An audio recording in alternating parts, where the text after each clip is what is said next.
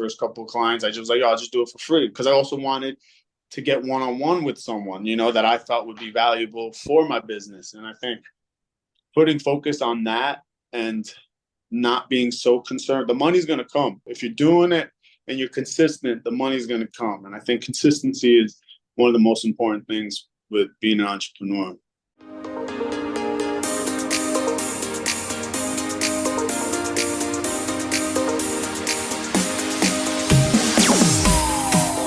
Entrepreneurs, especially back home where I grew up, I got a special episode coming today for New Year's Eve. Celebrating with us is Hamid Castro. Hamid, welcome to That Entrepreneur Show. Thank you, brother. Thanks for having me. I'm excited to have him on today because we've got big news coming from his camp. He started out back in the day, age 10, DJ business, making money as a young kid, became a celebrity fitness trainer, and now he's got his independent thriller film, Lake George, already premiered at international film festivals, set to hit AMC theaters. Big congratulations on that, and I can't wait to dive in. No, I appreciate that. Thank you. That was a nice intro. All good. Well, here we are, New Year's Eve, getting ready for the new year. I hope this inspires everyone to set those big goals for the new year that may seem out of reach at first when you're setting it, but through the steps, he made this dream happen. Please remember to like, subscribe, leave a review if you joined today's show. Hamid, let's start with right in the beginning. What led you to create this movie? I think it came a lot from, as I was training a lot of people, a bunch of people were also in the industry. And, when you have that like one-on-one personal training, you kind of get into like deep convos, and I think it was like a pattern of being told like, oh, do you ever write any of your stories down? And I think just growing up, because originally I grew up in the city until I moved out and did, seventh, eighth grade, and then high school in Long Island. I would still come back a lot. I have a lot of the different family, just especially just my father still had a place in the city. So we were in and out of Lower East Side. And I think just kind of getting experience, different kind of, I would say, wild stories, especially with some of my closer friends that I grew up with out here. And I would, just kind of talk about those stories. And then it kind of got influenced to that. And I definitely was at a part where I did the training for my early 20s and then, 5-6 years. And I was kind of already like, all right, I kind of need to get into something else, even as well as it was going. And I think one day I came home and I told my girl, like, yo, I got to find like a writer or someone to, write some of this story down. And then I could try and turn it into something. And she was the one who was like, why don't you just write it? And I was like, shit, I guess I could, but I'm gonna have to figure out, how to do all that. And I did. I tried, but I think just the schedule and just like, waking up at 4 a.m. and training them, and then I come back home at night, my energy was kind of drained. The training is also kind of like a therapist. So you kind of hear a lot of their problems, their days, and you're kind of like giving any feedback, advice, however you can talk. So I was like, I can't dedicate all my time into the writing or something that I'm becoming really passionate about while I'm still here doing everything. So I made the decision of like, yo, I'm going to leave New York. I'm going to bounce. I'm going to just sell a clientele business I have, which at the time was, I wouldn't say frowned upon, but it was definitely getting like crazy looks. Like, what do you mean? Because I ended up moving to Colombia. That's where my father's from. And I was just like, I knew out there I could find peace and just kind of being away from the city. I wouldn't get as many just people like, even just besides hitting me up, it's like when you're here, you're more accessible. And I think like when you're out of the country, people just kind of assume you're not around. So I think moving out there, and then I really dived in and just dedicated myself. And then like that was 2019. Then the pandemic came and people are like, you got to come back. Things are getting crazy.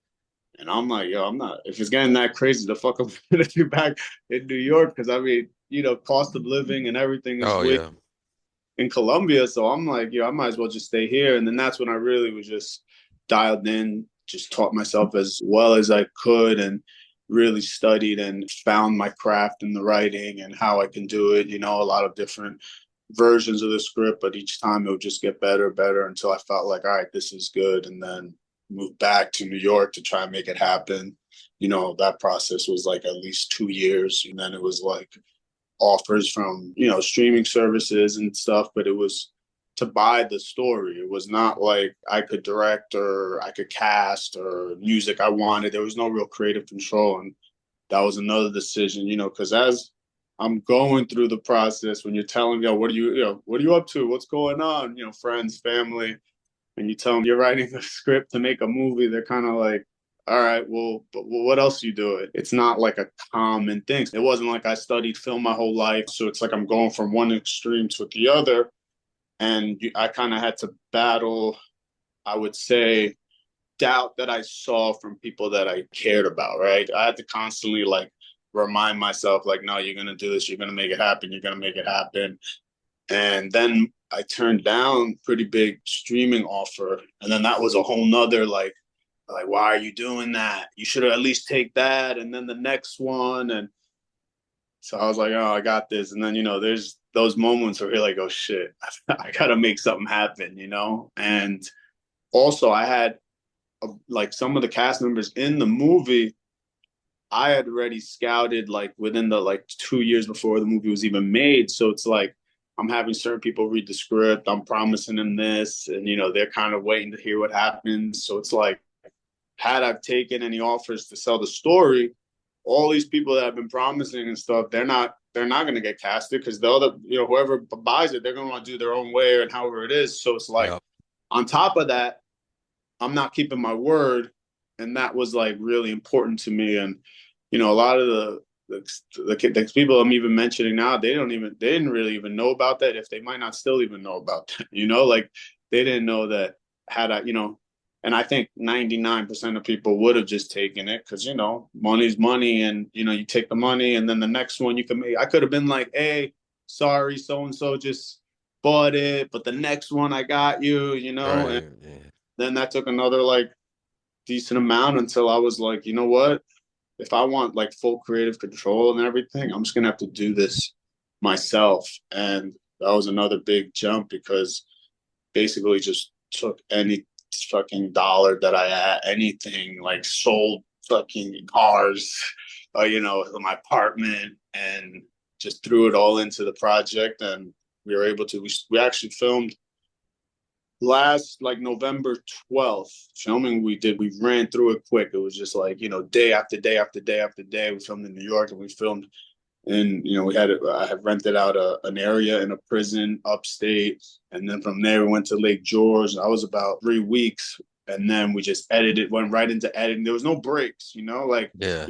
there's people who filmed their movies or feature film like before we even filmed, and they're still in the editing process. So it was like, I went right in, so it's nice to know like a year later I'm already getting it out there, and that's gonna, I'm excited. So it's a lot of work, but it's not work that's not doable because I enjoy it, right? Like I'm passionate about it. So it's like, yeah, a lot of work, but there's definitely been a lot of harder things I've done. Hey, well, congratulations on getting it this far. Now you turn down all those deals, and that is the easy thing. Hey, here's this bag of money. Yeah. Thanks. Well, no, as an entrepreneur, our work is our life. It's our passion. We're not going to let go of our baby if we don't feel it's going to come out the right way. So I do respect how you held on to that.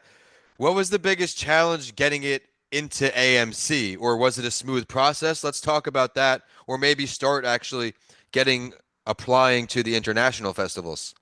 Yeah, I would say definitely the challenges were, especially with festivals and in the industry. I want to word this properly without shitting on anything, but I would say there's definitely politics.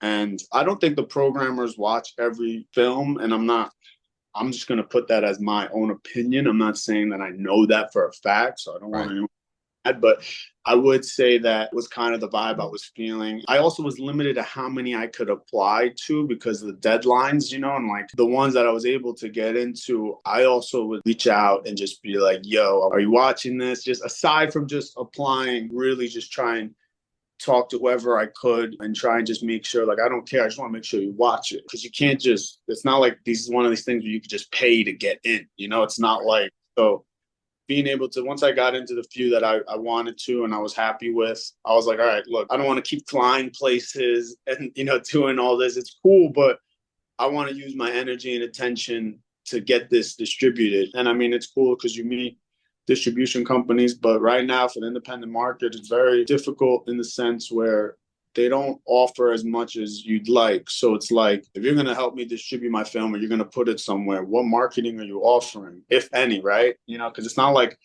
they're giving you money up front. It's more of like, oh, you know, this is your split, or any marketing help is very, and that also comes from with films. It's like what known actor or actress is in the movie, even though there's a lot of cast members that have large followings. Sometimes that doesn't translate into the film market because some of the people that put out films and are in the industry, they don't see the value just yet. And I think that's what I'm trying to show is like there's the ones that have fans, and you know, pretty much everyone has fans that range from anywhere, right? Like a couple thousand to a couple million. And I believe that no matter what someone's doing, whether they're doing a clothing line, whether they're doing the music video, whatever, your fan's going to kind of want to follow and see what you're doing. So that was my decision making on that. And I wanted to use a lot of first time talent that I felt like would really do really well. And I wanted fresh faces. And I think the process for AMC, no, it definitely wasn't easy, but I think it was my persistence and like being resilient and not taking no's for answers, staying on top of someone if I don't hear back, calling, definitely call instead of just emails. Like if you didn't respond to my email, I'm like, yo, I'm calling you until you pick up. And I think that's like that. Where entrepreneurship and my previous knowledge in business help translate into filmmaking because you know, a lot of creators, they're really good at creating, but then they kind of just wait and just pass it off to someone to do the business aspect. And I think that's what I'm really excited about is showcasing my business mindset. I mean, for instance, with AMC, we kind of had in the beginning, because they only accept 4 independent films a year, and they kind of were like, we love the film, we just don't know if right now. It was kind of like a little bit of a hesitation. And then I just had a call with the guy and I was like, look, I'm not just a filmmaker. You know, I studied business in college. I want to make money just as much you want to make money. So my goal is going to be to make sure the film does well. I think that was like a good turning point. And then I had to submit like my marketing plan and, you know, show them that I will be able to deliver that until they were like, yo, let's do it. We're ready. So that's where I'm at now. And now the next stage is marketing, you know, like just getting it as much out there as I can.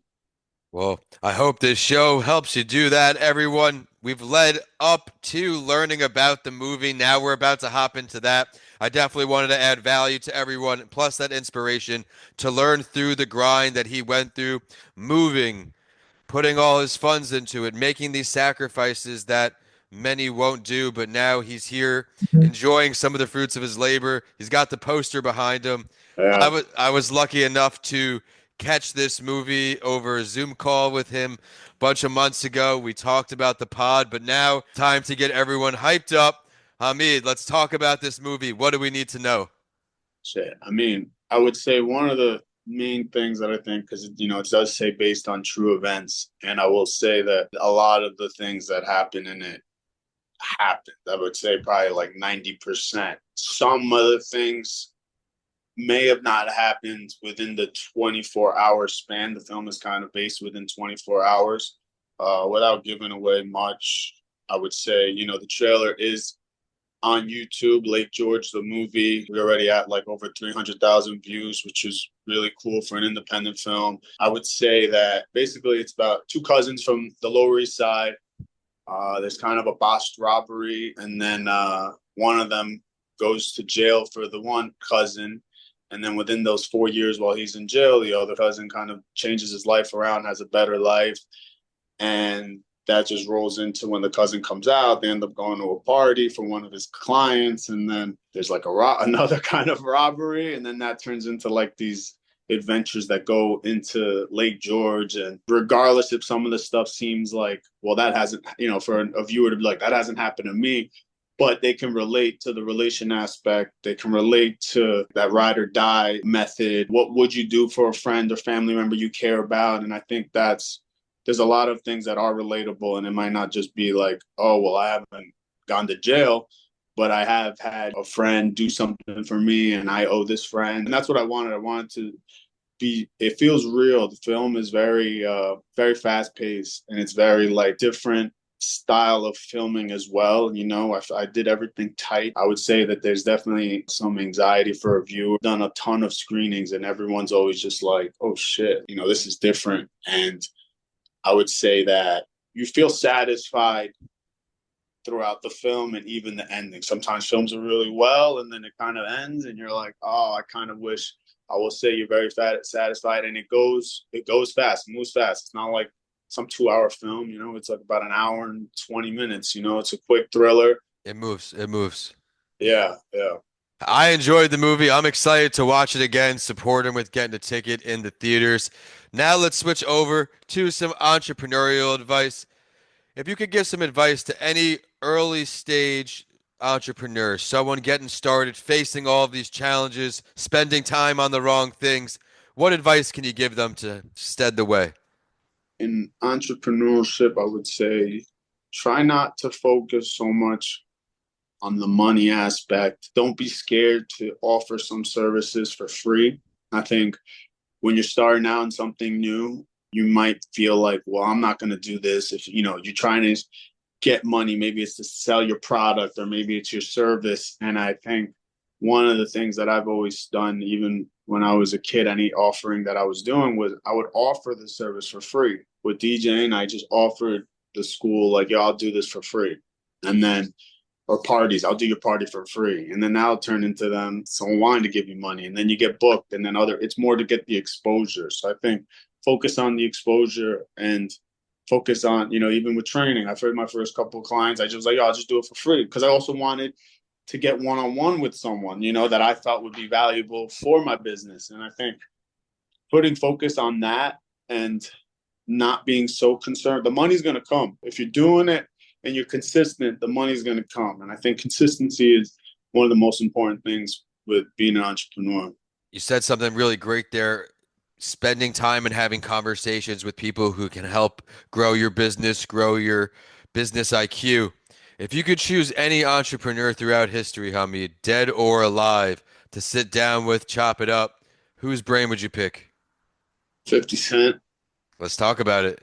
I look up to him a lot, and I think because I saw his transition and growth and everything that he's done, both born in Queens, Jamaica, and seeing his impact when it came from music.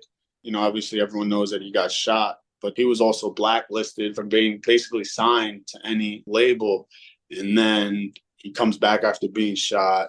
He ends up getting a deal with Eminem, and then he just skyrockets. I think like seeing his resilience, when you get shot and all that, you're kind of like, maybe this isn't it, right? Like, and he never gave up. And then he goes into music, which obviously, if he took over the whole industry, video games, clothing line, movie, everything doing well. And then now everything he's doing with film and his TV show, and he also gives back. He helps a lot. I think seeing that hustle mixed with business is something there's a ton of entrepreneurs, but that was the first one that came in my head. Hey, well, let's delve deeper here. Where would the meeting go down if you could pick that too? Wherever the hell he wants, I'll be wherever he's at, I'll pull up. We'll have to tag him in this. We'll tag 50 in the episode release. Let him know. We'll see. Maybe he listens. But everyone, go out there. Be safe tonight. Be sure to check out his movie. Hamid, thank you for spending some time with us. I appreciate you for having me, and congratulations on everything you've done. And your journey's been very inspiring, and to see, come from how you were a few years ago to where you're at now. Congratulations on everything yourself. Appreciate it, man. Like you, we're still just getting started. Where can we find you online? That way we can stay up to date with what you're doing and follow the show release. But you could get my Instagram. I'm somewhat active. I'll probably be a little bit more active now. The movie's coming out at Hamid Castro. And then also at Lake George, the movie is all the updates for the movie. At Lake George Movies on Instagram, TikTok, I want to say maybe Twitter. But yeah, we're on all platforms. But for me, yeah, at Hamid Castro. And then what day is the movie coming out one more time? January 31st. January 31st, everyone. AMC Theaters got the app. Go on the website, reserve your ticket, get ready for this awesome movie. The show is at That Entrepreneur Show on all podcast platforms, all social media platforms. Be sure to subscribe, like, and leave a comment and a review for today's guest. I am at Vincent A. Lancy on all social media. Website is vincentalancy.com. And the show sponsor this week is Coming Alive Podcastproduction.com. We're signing off with the final episode of 2024. Hamid, thank you. Thank you so much, man. Enjoy. Take care.